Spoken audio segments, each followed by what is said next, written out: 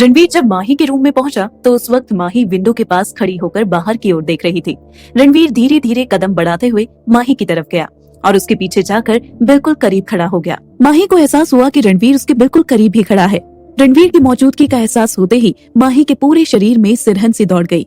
रणवीर ने उसको कंधे से पकड़कर उसे अपनी तरफ किया। माही नीचे सर झुकाए खड़ी थी। रणवीर ने जब उसे ऐसे नजरें नीचे किए देखा तो नर्म लहजे में कहा, माही मेरी तरफ देखो। पर माही ने अपनी नजरें नहीं उठाई। रणवीर ने एक बार फिर कहा, माही मैंने कहा ना एक बार मेरी तरफ देखो। पर माही अभी भी ऐसे ही खड़ी हुई थी। उसकी तो हिम्मत ही नहीं हो रही थी रणवीर की तरफ देखने की।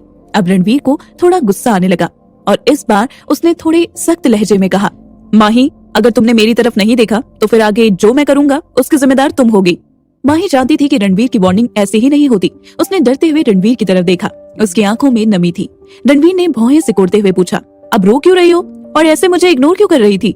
माही ने हैरानी से रणवीर को देखा और मन ही मन बोली, ये तो ऐसे पूछ रहे हैं जैसे इन्हें कुछ पता ही नहीं। तकलीफ देते वक्त तो कुछ नहीं सोचते। फिर रणवीर को मुस्कुराते देख माही ने थोड़े गुस्से से कहा, आप मुझसे शादी क्यों कर रहे हैं? आप मना कर दीजिए कि माही मुझे पसंद नहीं है। ये सुनकर रणवीर ने बेड पर आराम से बैठते हुए कहा, ओ हेलो, हमारी शादी ऑलरेडी हो चुकी है। ये सब तो फॉर्मेलिटी है तुम्हें तुम्हारे ससुराल ले जाने की। माही ने गुस्से से मुंह बनाते हुए कहा, पर अभी तो मेरी पढ़ाई भी पूरी नहीं हुई है और सबसे बड़ी बात, मुझे ऐसे लड़के से शादी नहीं करनी जो हमेशा मुझ पर गुस्सा करता हो। आपको पता भी है आप गुस्से में मुझे कितना हर्ट करते हैं और हमेशा अपने मन की करते हैं। रणवीर ने अपनी एक आईब्रो चढ़ाकर माही को घूरते देखा और फिर खड़े होकर धीरे धीरे माही की तरफ बढ़ने लगा। उसके दोनों हाथ उसकी पॉकेट में थे। रणवीर को पास आते देख माही और जो भी कुछ बोलना चाहती थी वो सब भूल गई और अपने कदम पीछे लेने लगी। माही ने मन ही मन सोचा, मैंने कुछ ज्यादा तो नहीं बोल दिया। तब तक माही के पास पीछे जाने के लिए कोई जगह ही नहीं बची क्योंकि उनकी पीठ दीवार से लग गई थी। रणवीर उसके बहुत करीब आ गया और उसकी आंखों में देखते हुए मन में बोला, कितनी खूबसूरत आंखें हैं, जैसे इनमें दुनिया जहां की मासूमियत समाई हुई है। रणवीर तो जैसे उसकी आंखों में खो ही गया। फिर माही जैसे ही वहां से जाने लगी तो रणवीर ने उसके दोनों साइड वॉल पर अपने हाथ टिका दिए। फिर उसकी आंखों में एक टक देखते हुए बोला, मैं जैसा भी हूँ तुम्हें मुझे ऐसे ही एक्सेप्ट करना होगा और हमेशा मेरी बनकर रहना होगा। तुम पर सिर्फ मेरा हक है। कहा था ना कि मैं तुम्हें जल्द ही अपना बना लूंगा। इसलिए एक एडवाइस दे रहा हूँ कि ये बात तुम जितनी जल्दी एक्सेप्ट कर लो तुम्हारे लिए अच्छा होगा, क्योंकि अब तुम्हारे पास इसके सिवा कोई ऑप्शन नहीं है। ये कहते हुए रणवीर के होठ पर एक विनिंग स्माइल आ गई। फिर माही के गालों को अंगूठे से सहलाते हुए बोला, तुम जानते हो कि मुझे तुम पर गुस्सा कब आता है? तो तुम कभी ऐसा कोई काम मत करना जिसकी वजह से मुझे तुम पर गुस्सा आए। So don't ever test my patience because you will never be able to withstand my wild side. Got it? माही को घबराहट महसूस हो रही थी और उसकी आंखों में ये सब साफ नजर आ रहा था। रणवीर ने अपनी एक भौं चढ़ाते हुए इशारा किया, जैसे कह रहा हो कि मैं तुम्हारे जवाब का इंतजार कर रहा हूँ। माही ने जल्दी से अपना सिर हिलाकर हाँ कहा। ये देखकर रणवीर ने स्माइल करते हुए कहा, गुड। फिर उसने माही के होठों पर एक बेबी किस की और वहां से चला गया। माही अपने दिल पर हाथ रखकर अपने आप को नॉर्मल करते हुए बोली, पता नहीं मैं इनके साथ पूरी जिंदगी कैसे बिताऊंगी। थोड़ी देर बाद सारिका माही को नीचे ले जाने आई। माही अपने दिल की घबराहट को छिपाते हुए फेस पर एक स्माइल ले आई, क्योंकि वो जानती थी कि उसके बाबा इस शादी से बहुत खुश हैं और वो अपने बाबा की खुशी के लिए कुछ भी कर सकती थी।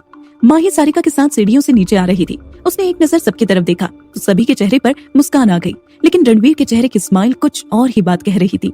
जैसे ही माही की नजर रणवीर से मिली, जो एक विनिंग स्माइल के साथ उसे ही देख रहा था, तो माही को कुछ देर पहले की रणवीर की बातें याद आ गई। उसका मन फिर से बेचैन होने लगा और उसने जल्दी से अपनी नजरें झुका ली।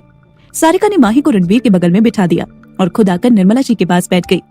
अनीता जी ने आगे बढ़कर माही के सिर पर उसका दुपट्टा उड़ाया और माही की गोद में शगुन का सामान रख दिया। फिर माही के माथे को प्यार से चूमते हुए बोली, बहुत जल्द हम सब तुम्हें धूमधाम से अपने घर ले जाएंगे। ऐसे ही रणवीर की दादी ने भी माही की गोद में शगुन डाला। फिर रणवीर के दादाजी विशंबर राय कपूर ने कहा, आज से 7 दिन बाद रणवीर और माही की ड्रिंक सेरेमनी होगी, इसलिए सभी अपनी अपनी तैयारियों में लग जाओ और शादी की डेट हम पंडित जी से पूछकर बता देंगे। उनकी इस बात से सभी सहमत थे। वहाँ काफी हंसी खुशी का माहौल हो गया था। बस एक अनकही बेचैनी थी तो सिर्फ माही के मन में। कुछ देर बाद सभी ने लंच किया और लंच करने के बाद उन्होंने वहाँ से विदा ली। गंगाधर जी ने माही की तरफ देखा तो उनकी आंखों में नमी आ गई। उन्होंने मन ही मन कहा, मेरी गुड़िया तो कुछ दिन बाद पराई हो जाएगी, पर मैं खुश हूँ कि तुझे इतना प्यार करने वाला ससुराल मिल रहा है जो तुझे कभी मेरी कमी महसूस नहीं होने देगा। तभी महेश जी ने गंगाधर जी के कंधे पर हाथ रखते हुए कहा, भाई साहब सब ठीक होगा, हमारी माही वहाँ बहुत खुश रहेगी। महेश जी की बात सुनकर गंगाधर जी के चेहरे पर मुस्कान आ गई और वो आराम करने अपने रूम में चले गए। अगले दिन माही अपने कॉलेज चली गई। दरअसल कॉलेज में 2 दिन बाद एक डांस कंपटीशन होना था, जिसमें माही और रूही ने भी हिस्सा लिया था। दोनों ही उस फंक्शन में डांस परफॉर्म करने वाली थी। माही को डांस करना बहुत पसंद था और वो डांस करती भी काफी अच्छा थी। रूही ने कॉलेज में प्रिया और टीना को बता दिया था कि माही की शादी उसके भाई रणवीर से होने वाली है और इस वजह से वो दोनों माही को रणवीर के नाम पर बार बार चिढ़ा रही थी। माही अब दोनों के ऐसे बार बार चिढ़ाने से इरिटेट हो रही थी। इस वक्त चारों कैंटीन में बैठी अपनी ऑर्डर का वेट कर रही थी। रूही, प्रिया और टीना आपस में गपशप में लगी हुई थी और माही अपने फोन में बिजी थी। इतने में प्रिया ने रूही और टीना को देखते हुए अपनी एक आई विंक करके कहा, अभी तो शादी भी नहीं हुई और मैडम को हमसे बात करने की फुर्सत नहीं है।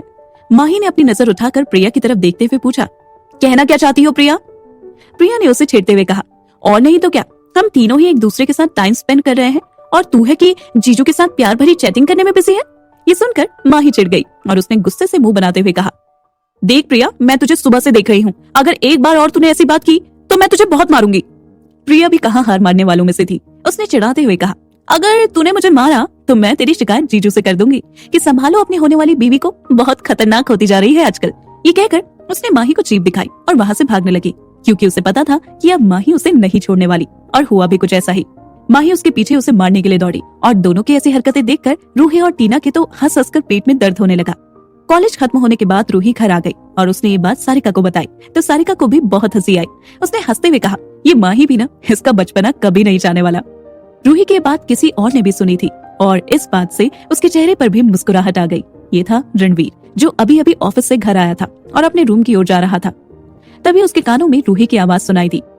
कोई और बात होती तो रणवीर इग्नोर करके चला जाता, लेकिन यहाँ माही का जिक्र हो रहा था और अगर माही का जिक्र हो तो भला रणवीर उसे कैसे इग्नोर कर सकता था। अपने रूम में आकर रणवीर ने शावर लिया और एक लूज टी शर्ट और लोअर पहन लिया। तब तक मीड आकर उसके लिए ब्लैक कॉफी रख के गई। रणवीर अपनी ब्लैक कॉफी लेकर बालकनी में चला गया और वहाँ रखे काउच पर रिलैक्स होकर कॉफी पीने लगा। इस वक्त उसके जहन में माही थी। उसका एहसास था, उसे बार बार माही की वो सहमी सी नम आंखें नजर आ रही थी। इस वक्त रणवीर का चेहरा बहुत शांत लग रहा था। कुछ देर ऐसे ही बैठे रहने के बाद वो वापस अपने रूम में आया। अभी वो लैपटॉप खोलकर बैठा ही था कि उसके डोर पर किसी ने नॉक किया। रणवीर ने बैठे बैठे ही कहा, कम इन। उसके बोलते ही रूही अंदर आ गई और रणवीर के पास सोफे पर कूद कर बैठ गई। रणवीर ने उसे थोड़ा डांटते हुए कहा, रूही आराम से, क्या बंदर की तरह उछल कूद करती रहती हो? रणवीर की नजर लैपटॉप की स्क्रीन पर थी और ध्यान रूही पर था। रूही ने रणवीर के कंधे पर सिर रखकर कहा, भाई मैं आपसे कुछ मांगू तो आप दोगे ना? आखिर आप मेरे सबसे बेस्ट वाले भाई हो। रणवीर ने अपनी एक आईब्रो उठाकर रूही को देखा, जो पपी फेस बनाकर उसे ही देख रही थी। ये देखकर रणवीर ने उसे दूर करते हुए कहा, अबे 2 दिन पहले तो तुमने यही डायलॉग रुद्र को भी कहा था ना? रूही को जब यह एहसास हुआ कि वो पकड़ी गई है तो वो बात बनाते हुए बोली, हाँ भाई वो कहा तो था, पर वो आपसे थोड़ा कम वाले बेस्ट है और आप ज्यादा वाले बेस्ट हो। तभी पीछे से कोई बोला, फिर तो ये बात मुझे रुद्र भाई को बतानी चाहिए। ये काव्या की आवाज थी जो अंदर आते हुए बोल रही थी। काव्या रणवीर की सगी बहन थी जो उससे छोटी थी और अक्सर पढ़ाई के सिलसिले में अब्रॉड रहती थी। काव्या की बात सुनकर रूही एकदम से बोल पड़ी, नहीं दी, उन्हें मत कहना वरना रुद्र भाई जोर से मेरे कान पकड़ते हैं। रूही ने रणवीर से कहा, और रणवीर भाई जब आप माही को शॉपिंग करवाने ले जाओगे तो मैं भी आपके साथ जाऊंगी। रणवीर ने भी लगभग ऑर्डर देते हुए कहा, कोई जरूरत नहीं है साथ में जाने की, सिर्फ मैं और माही जाएंगे।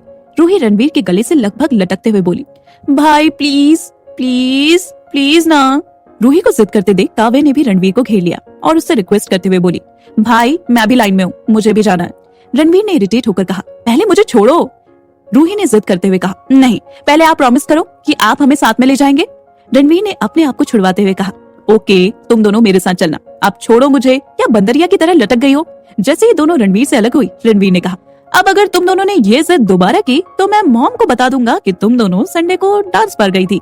रणवीर की बात सुनकर दोनों की तो जैसे सिट्टी पिट्टी गुम हो गई, क्योंकि उन्हें अच्छे से पता था कि अगर उनकी मॉम को इस बारे में पता चला तो दोनों की ही अच्छे से क्लास ली जाएगी। रूही ने बत्ती सी दिखाते हुए कहा, नहीं भाई ऐसा मत करना, आप नहीं चाहते ना कि हम आपके साथ शॉपिंग पर जाएं तो नहीं जाएंगे।